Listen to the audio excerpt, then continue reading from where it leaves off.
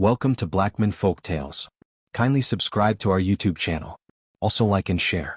And don't forget to turn on the notification bell, as this means the whole world to us. The rain had returned to Riverton, the same kind of rain that had witnessed Amelia's fall and Gabriel's beginning. It poured relentlessly over the cracked pavements and foggy streets, washing away yesterday's sins but never their memories. Gabriel stood at the train station, a worn bag slung over his shoulder, his heart heavy with both fear and purpose. The city loomed before him, older and colder than the stories Father Matthews used to tell. He clutched the silver cross around his neck as if it could guide him through the maze of shadows. Riverton had a smell, a mix of smoke, wet concrete, and broken dreams. As he walked through the streets, he couldn't shake the feeling that the city knew him, that somewhere among the flickering neon lights, his story had begun. He visited the church where he'd been found, though the priest who had once saved him was long gone. The new pastor had only heard whispers of the child of the cross, a baby left on the steps one stormy night years ago. "You're that boy?" the pastor asked softly. Gabriel nodded, his voice barely a whisper. "I'm looking for her, my mother." The man sighed, his eyes full of quiet pity. "This city forgets people easily, son. But sometimes, it remembers in unexpected ways." Gabriel wandered the streets for days, asking questions, chasing rumors, following fragments of stories that led nowhere. He found an old nurse who once worked at the hospital near the red light district. She remembered a woman named Amelia, frail, soft-spoken, with sad eyes that carried the weight of worlds.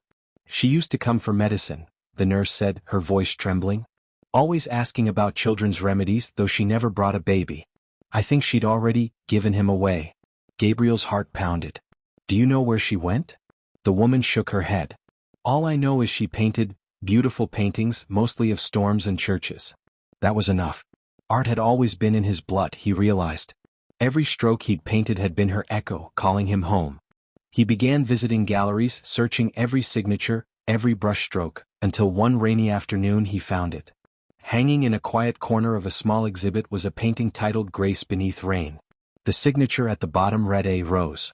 His eyes burned. It was her. The woman who had given him life and then given him away. He stood there for a long time, tracing the soft swirls of gray and gold, feeling her soul in every stroke. "Where did you get this?" he asked the curator, trying to steady his voice. "From a woman in Hollow Creek," she replied.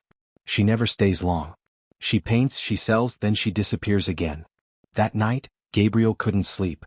He stayed in a cheap motel, staring at the ceiling, the sound of rain against the window matching the rhythm of his heartbeat. Hollow Creek. The name felt like destiny. He didn't know what he would say if he found her, didn't know if he had the right to even speak her name. But the thought of not trying hurt more than the fear of rejection. He rose before dawn, packed his few belongings, and boarded a bus toward Hollow Creek. The journey was quiet, his mind filled with flashes of a face he'd never seen but somehow knew. As the countryside rolled past, he imagined her eyes, her hands, her voice. He imagined forgiveness and wondered if such a thing could truly exist. When the bus finally pulled into the sleepy town, he stepped off into the misty morning air, unaware that only a few streets away, Amelia sat by her window, painting a scene of rain falling over a church. Her brush paused suddenly, a strange shiver running through her chest. She didn't know why, but something deep inside whispered, "He's close." The morning air in Hollow Creek carried a certain quietness, the kind that felt sacred, almost watchful. Gabriel wandered through the narrow lanes, guided by instinct and the fading address the gallery curator had given him. The bakery was easy to find, its scent of cinnamon and warmth filled the air. Above it, a small window glowed faintly with light. He hesitated outside, staring up, his heart pounding in his chest like a frightened drum. Could she be there? Could the woman he'd searched for all his life be just a staircase away? Slowly, he climbed the steps, each creak beneath his shoes echoing like thunder in the silence. When he reached the door, he lifted his hand to knock, but froze. Through the slightly open curtain, he saw her. Amelia sat by the window, her hair streaked with gray, her hands moving gently over a canvas.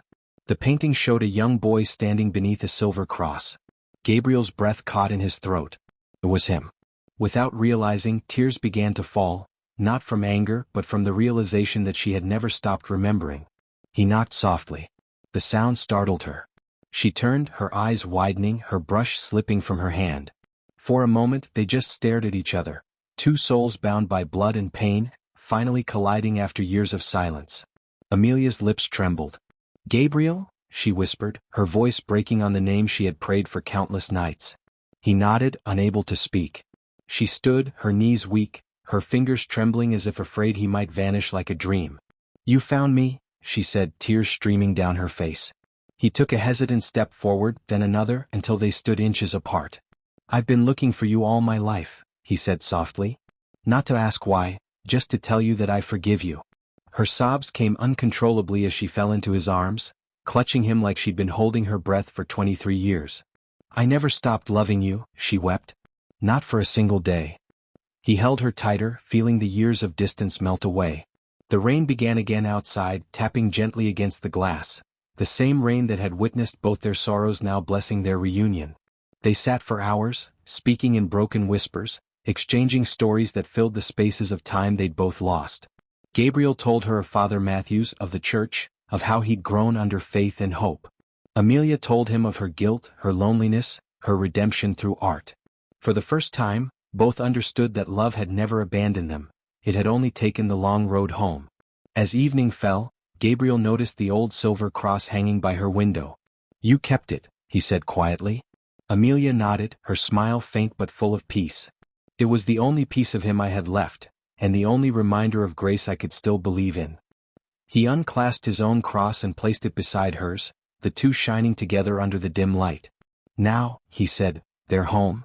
She reached for his hand and they sat in silence, watching the rain slow to a gentle drizzle. For the first time in years, Amelia didn't feel unworthy of forgiveness.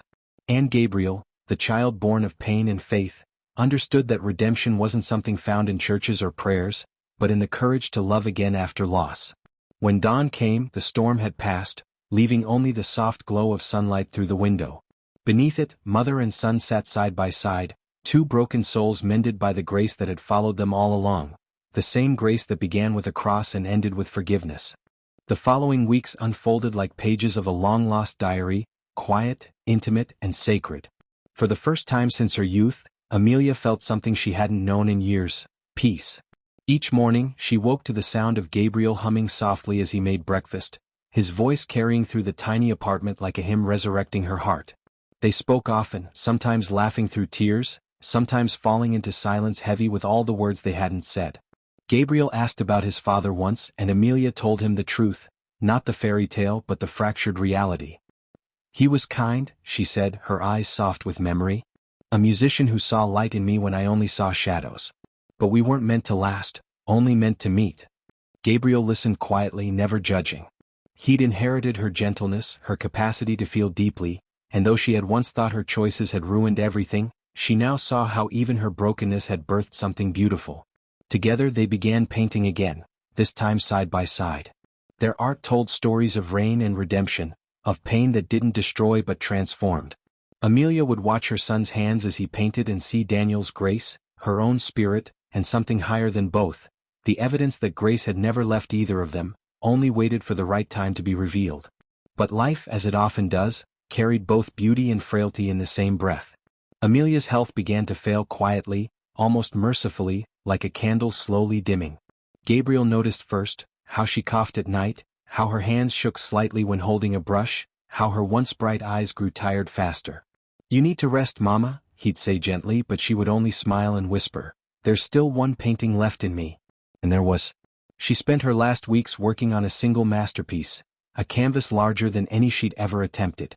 Gabriel often caught her staring at it for long hours, as though each stroke was a prayer, each color a memory. When he finally saw it completed, his breath caught. It was a painting of the countryside church where their story had begun. Rain falling, a woman kneeling at the steps, and above her, light breaking through storm clouds in the shape of a cross. "It's beautiful," Gabriel said softly, his voice trembling. Amelia smiled faintly.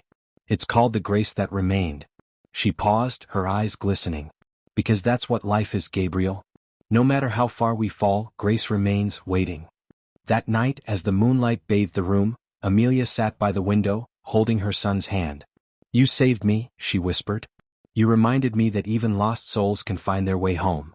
Her voice grew weak, but her eyes were full of peace. When dawn came, she was gone, her body still, her face serene, as if she had finally returned to the light she'd been painting all her life. Gabriel buried his mother on a hill overlooking the same church where she had left him as a baby.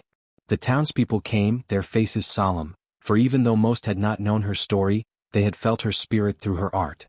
He placed her final painting inside the church, right beneath the cross where his life had begun. As he stood there, the rain began to fall again, gentle, cleansing, not mournful this time but alive. He closed his eyes, letting the drops touch his face, and for a moment, he could almost feel her beside him, not as a ghost but as grace itself. Years passed, and Gabriel continued his mother's legacy, opening an art foundation for orphans and women searching for second chances. Each wall of the gallery was filled with paintings inspired by her, the woman who taught him that pain could birth beauty and that love could survive even the darkest storms. Sometimes, when the city was quiet and the world seemed still, Gabriel would look up at the sky and whisper, "I hope you see me, Mama. I hope you're proud." And somewhere beyond the clouds, beyond rain and regret, Amelia's soul smiled, at peace at last. Because though her life had begun in brokenness, it ended in redemption, leaving behind not a tale of shame, but one of unshakable grace, the grace that remained long after the storm had passed. Thank you for watching. Kindly subscribe to our YouTube channel for more videos, as this means a lot to us.